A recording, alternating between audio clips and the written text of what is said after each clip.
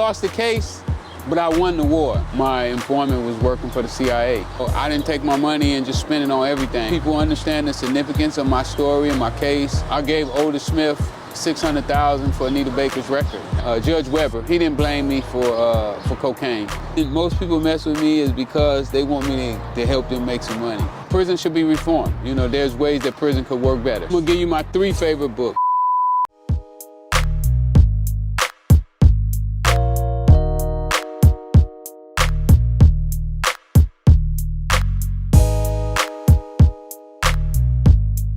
Today we're joined by an actor, activist, entrepreneur, and most famously known for being one of the most famous drug dealers in the United States formerly, Mr. Freeway Rick Ross. Thank you for doing this. No problem, no problem. Juice called me, Juice the Mac called me, you know I'm answering.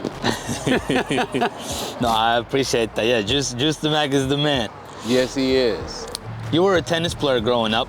You took sports very seriously. You were very organized. You were very dedicated. And around high school time, you first started to sell drugs, right? Well, right after high school. Right after high school. Yeah. After, you know, I found out I wasn't going to be getting any scholarships for tennis because of my inability to read and write. I turned to the streets. How long into you being in the street you gave up chasing that tennis dream? Because a lot of kids go through that right now with sports too. Around when did you realize that this is your new way and this is what Too early. Too early. I shouldn't have gave up so fast. But you know, not having anybody behind you to you know, when you're young, you think you know everything, you know, but then you find out that there was some things that you just didn't calculate. And I felt I should have stayed with tennis a little longer. I should have worked a little harder, and I probably would have had a different outcome. You know, as you started to excel in the streets, you became very successful very quickly. What separated you from other people? Because there's a lot of people that do what you do, but not a lot of people can do what you do in terms of organization, in terms of being disciplined. What separated you from others? Well, when I started selling drugs, really the key was, one of the main keys was don't get high on your own supply.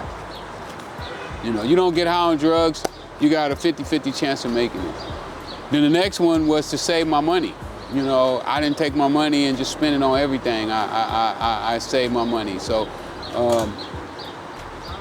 pretty much using those 2 principles in just about any business, you'll flourish.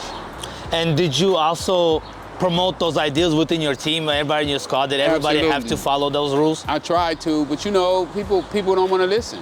You know, it's like right now, you know, I got a dispensary and I'm telling people, hey, you can get in with me. You can come and work with me. There's room. And people just don't believe, you know. They don't believe in themselves. They don't believe in nothing else. You know, I was doing a live this morning, you know, talking about a little bit about the beef that Rick Ross and Drake is having. And if Drake wanted to shut him down, all Drake would have to do is build me up. You know, if Drake came and helped me build up, it would shut him down, because now people would be like knowing that there's a real Rick Ross. But people just don't have a vision. You know, I don't see well with my eyes, but I visualize very well. I know you went to court for your actual name that another rapper is using and getting clout off and getting fame off. Did you get your way, or is he just... No, I lost that case. I should have filed that case, and they say 5 days before I got out of prison. So I lost that case. But let me say this here. Yes. I lost the case, but I won the war. Yeah. Because I got what I wanted out of it. I think I won on that aspect. But I didn't get the money that I was hoping to get. I also do feel like people really know who real Rick Ross is now. Well, a few, not enough. You know, I don't think that people understand the significance of my story and my case. It's a lot that they don't know. Speaking of your story, I mean, this is the type of story you make movies about. Is it true that there was times where you made $2 to $3 million a day? In one day, yeah. In one day. What was your biggest earnings and what was your biggest loss in your prime? Probably when I gave Otis Smith $600,000 for Anita Baker's record. That's probably one of my probably my biggest loss. Wow. Well, no. I bought this theater over on Adams and Crenshaw for $900,000. That's probably my biggest loss. On one of the interviews, you mentioned you always keep an open mind upon opportunities. You always keep an open mind about getting into different endeavors. Why is that so important, especially in today, to be successful? Well, without an open mind, you can't see what's going on. You know, you will just be fixed on what you see and what you believe, and that's it. And a lot of times, 2 minds is better than 1, and 10 is better than 2. So I believe in multiplying and listening to the people from the bottom. One of the things you're very famous for, and to me it's honestly mind-blowing and interesting, it turned out, and you didn't know, but it turned out you were selling drugs for the CIA. Yeah. How does that happen, and how did you find out, and how did you feel when you find out? Well, I didn't know until I was going to court, you know, and my old drug supplier was testifying against me, and this reporter from San Jose Mercury News brought it out that my informant was working for the CIA. It was mind-blowing to me too. I couldn't believe it. You know, to get to the connection, you know, you just keep putting your money back, growing until you get to, you know, where you're at the top of the food chain. Is what I'm trying to do now with the marijuana business. You know, I have my dispensary, and I'm trying to grow that to the top of the food chain. Does it make you look at things different, at issues different with, or there might be something deeper, like for example, any issue in the United States that's going on right now? Because you know, crack epidemic was a biggest thing going on around that time, right? Does it make you look at things differently now that you experience something, you see like CIA is behind it? And Definitely. You know that anything is possible, and the people who are supposed to be looking out for you may not be looking out for you, you know? They may be using you to their benefit. It's crazy, you know, that people are just so greedy, you know. No matter how much money they have, they want more and more and more, and it's like they want it all, you know. They don't want to share. And I believe that a capitalist society is based on sharing, and not getting the money and hoarding it, you know, where you just take it and you just hold on to it for yourself. Money is supposed to be used as a tool to better the lives of everybody. Speaking of sharing, you said you used to spend every day around 20 to 30,000 on regular people on every day, like in your neighborhood. That was a giveaway. Just a giveaway, helping the people out. If I pulled into a gas station and people saw me in there, they just pull in because they know they could get gas. That's honestly amazing. When you came out of prison, did the same people in your community, did they look after you and help you out, or did you not get the same type of treatment back?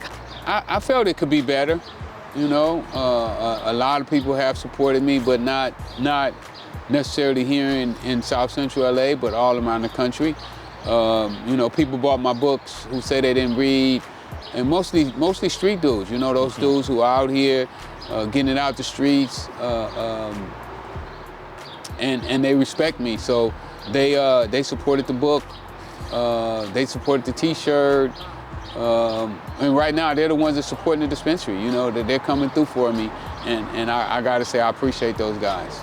Whenever you got sentenced, the judge told you that the very first drug crime you got convicted for was the year you were born. Yeah, the judge was saying. Basically what the judge was saying was he didn't blame me, Judge Weber, he didn't blame me for cocaine. You know, the prosecutors were trying to make it like I was the whole problem, that cocaine was even in the country. You know, the way they was making it sound, and the judge was like, oh, no. I sentenced my first drug dealer when he was born, so drugs was already here before he was even born, so. How's your relationship with LA? Is it love? Is it bittersweet? Is it because you have a lot of history? I get love everywhere. You know, I'm overwhelmed by the love that I'm getting. It's just a great, you know, just a great thing. You know. You have made over $1 billion in the business before you went to prison. That's like a Fortune 500 company. You basically ran it. You were the CEO, you were in charge. Do people reach out to you from big organizations for consulting and how to run organizations? Because you had to keep, I mean, people that didn't really obey the law, you had to have people disciplined and obeying your rules and your laws. They haven't yet. I think once they see what I do with the dispensary, this dispensary works out, then people will start to take me more serious. I get speaking engagements and stuff like that there, but not to the point that I think it should be. But this society is a dog-eat-dog world. We don't believe in helping other people. We don't believe in reaching out, assisting if it's not going to benefit us. Can you speak more on your dispensary and what is the plans for it? Is it going to be a chain? Is it going to be a franchise? My dispensary is a social equity applicant. I won my license off of the social equity that I also help implement. My goal is to take that and build a empire with it, where people can come and get jobs. I'm coming up with ways right now. Look, this is gonna kill the game, where every time you buy a bag from my dispensary, you get paid. And anytime anybody else comes and buy a bag and they use your code, you get paid. So I understand that the reason most people mess with me is because they want me to help them make some money. So what I'm gonna do is I'm gonna make this dispensary everybody's dispensary. So it does you well to stay in touch, because you could become my partner in that dispensary as well.